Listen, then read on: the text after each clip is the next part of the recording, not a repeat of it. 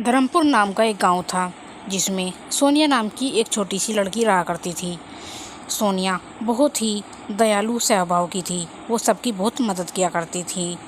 बचपन में ही सोनिया की माँ उसको छोड़कर चल बसी थी और सोनिया की सौतेली माँ, जो कि उस पर बहुत ही जुल्म उठाती थी, उसे बिल्कुल भी प्यार नहीं करती थी और घर का सारा काम उसी से ही करवाती थी और अपनी बेटी कंचन को बिल्कुल परी की तरह रखती थी। सोनिया के पापा बाहर शहर में काम किया करते थे, इसीलिए दोनों माँ बेटी उस पर अपना हुक्म चलाती रहती थी।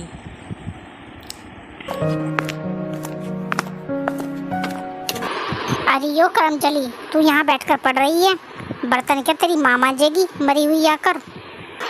लेकिन माँ, मैं अभी तो कपड़े धोकर आई हूँ। मेरा कल एग्ज़ाम है, आज मुझे थोड़ा पढ़ लेने दीजिए ना। अरे पढ़ लिख कर क्या कलेक्टर बनेगी? जा जाके बर्तन धो। लगता है तू मेरी मार भूल गई है, तुझे याद दिलानी पड़ेगी। ठीक है मम्मी, मैं जा रही हूँ। सोनिया फिर बर्तन साफ करने चली जाती है। एक दिन उसकी सौतेली माँ अपनी बेटी कंचन को बहुत सारे कपड़े दिखा रही थी। ये देख बेटा, तेरे पिताजी ने शहर से इतने सारे कपड़े भिजवाए तेरे लिए। इन्हें पहनकर तो बिल्कुल परी जैसी लगेगी। मम्मी, ये फ्रॉक तो मेरे ऊपर बहुत सुंदर लगेगी ना? ये सब मेरे लिए है क्या मम्मी? हाँ हाँ बेटी, ये सारे कपड़े तेरे पिताजी ने भिजवाए शहर से। उस कलमुई को तो एक कपड़ा भी नहीं दूंगी इसमें से। तभी वहाँ सोनिया आ जाती है। माँ, मेरे पास भी कपड़े नहीं हैं, सभी कपड़े फटे पुराने हैं। मेरे लिए पिताजी ने कपड़े नहीं भिजवाए। तू क्या करेगी नए कपड़े का? तेरे बाप ने तेरे लिए कुछ नहीं भेजा है। जो कंचन के पुराने कपड़े हैं वही तू पहन ले। तू मेरे पुराने कपड़े पहनेगी? मम्मी, ये इसी लायक है। बेचारी सोनिया वहाँ से चली जाती है। एक दिन सोनिया और चंचल दोनों घूम रहे थे, तभी कंचन की दो दोस्त उन्हें रास्ते में मिल जाती हैं। अरे वाह प्रिया, आज तो तू नए कपड़ों में बहुत अच्छी लग रही है। कहाँ से लेकर आई इनको? मेरे पिताजी ने शहर से मेरे लिए कपड़े भिजवाए हैं। सोनिया, तेरे लिए तेरे पापा ने शहर से कुछ नहीं भेजा? इससे कोई प्यार ही नहीं करता, इसलिए तो इसके लिए नए कपड़े नहीं भेजे। यही पुराने मैले से कपड़े पहनकर घूमती रहती है पूरे दिन, इसलिए तो कोई इससे बात नहीं करता। आज मेरा बर्थडे है और घर पर हमने एक पार्टी रखी है। चंचल, तू आ जाना और सोनिया तुम भी आ जाना।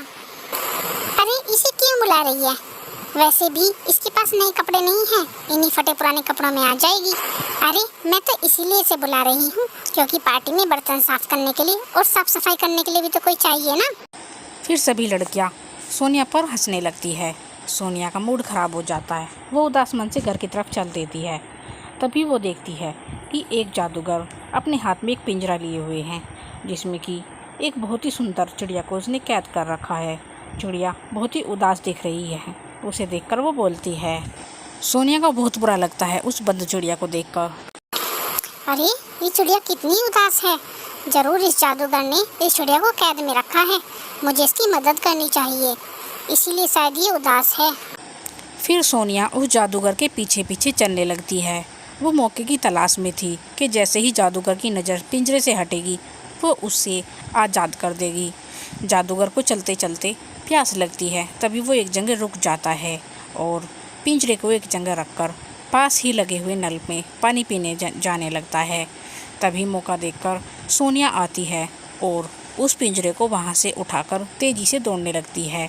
जादूगर भी उसे दौड़ते हुए देख लेता है और जादूगर भी उसके पीछे पीछे दौड़ने लगता है। ओए लड़की, कहाँ जा रही है? मेरा पिंजरा वापस दे। ओए रुक जा, रुक जा। लेकिन सोनिया उस जादूगर की एक नहीं सुनती और तेज़ी से दौड़ने लगती है।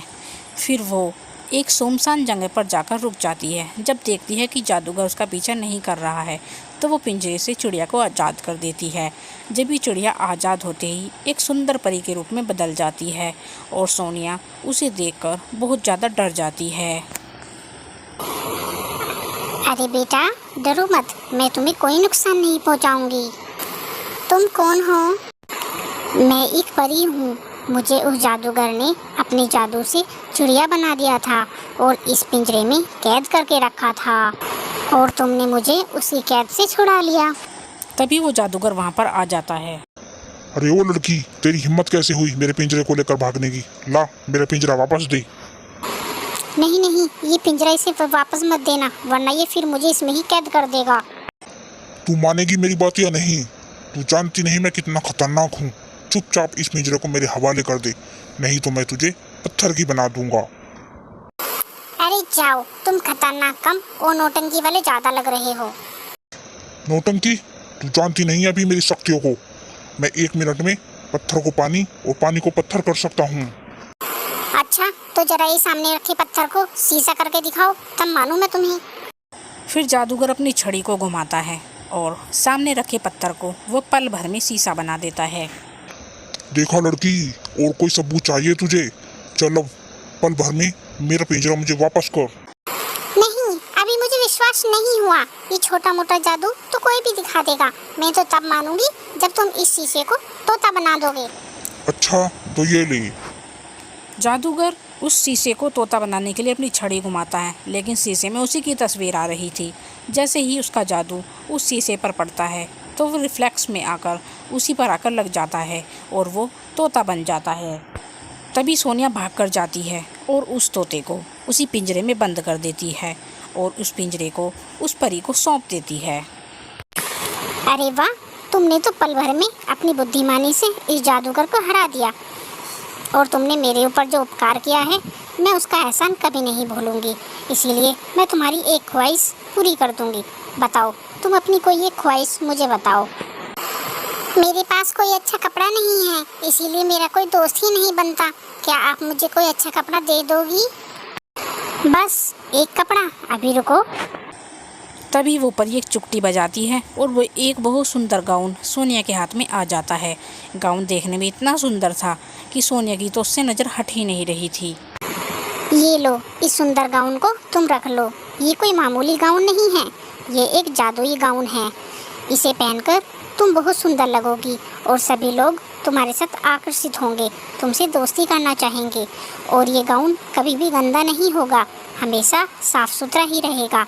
और एक बात, तुम जब भी इसे किसी भी कलर का बनाना चाहोगी, ये उसी कलर का बन जाएगा। बस तुम्हें ये कहना होगा कि हे गाउन, मैं चाहूँ तो इस रंग का बन जा, ये तुरंत उसी रंग का बन जाएगा।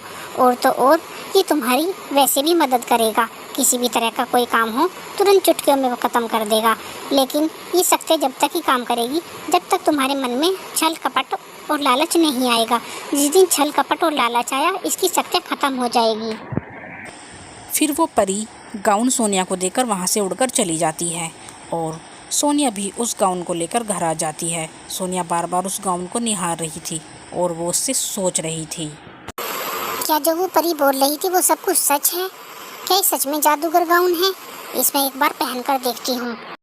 फिर सोनिया उस गाउन को पहनने चली जाती है और उस गाउन को पहनकर वो वापस आती है और शीशे में खुद को निहारती है। सचमुच सोनिया इतनी सुंदर लग रही थी कि वो बहुत ही सुंदर लग रही थी, क्योंकि वो एक जादूगर गाउन था और उसे पहनकर एक सिंपल लड़की भी बिल्कुल एक परी जैसी लगती है। अरे वाह, मैं कितनी सुंदर लग रही हूँ। लेकिन उस परी ने तो कहा था कि अगर मैं चाहूँगी तो इसे किसी भी कलर का बना सकती हूँ। एक बार ये भी करके देख लेती हूँ।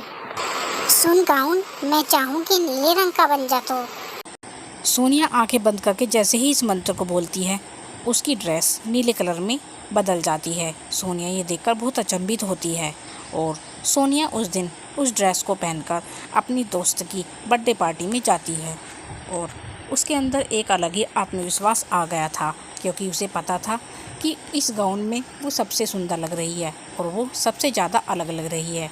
सब सोनिया को देखकर बहुत चौंक रहे थे और चंचल तो उसे देखकर बहुत परेशान हो रही थी। चंचल को छोड़कर सभी लड़कियां सोनिया के पास आ रही। अरे सोनिया, तू तो बहुत सुंदर लग रही है। हाँ सोनिया, आज तो तू इस गाउन में किसी परी से कम नहीं लग रही है। आज तू हमारे पास आकर बैठ जा।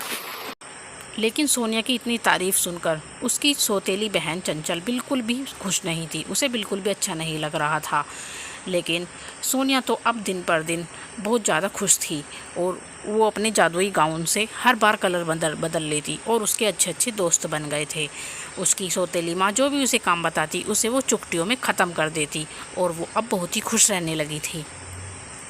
दोस्तों, इस कहानी से हमें शिक्षा मिलती है कि अगर आप बहादुर है, मेहनती है और आपका दिल साफ है तो भगवान भी हमेशा आपकी मदद करते हैं।